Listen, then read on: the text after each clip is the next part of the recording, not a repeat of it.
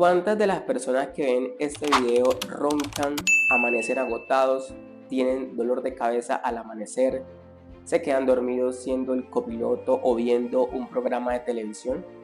Creo que muchos. Actualmente estamos en una pandemia de una condición que se llama apnea del sueño, que se manifiesta de esta forma. Básicamente la oxigenación de tu sangre se baja en la noche asociada al ronquido, y esto incrementa el estrés de tu corazón, incrementando la probabilidad de hipertensión, arritmias y enfermedad cerebrovascular. Importante que si identificas que tienes alguno de estos síntomas, consultes con tu médico de confianza y te descarten que no tengas una apnea del sueño.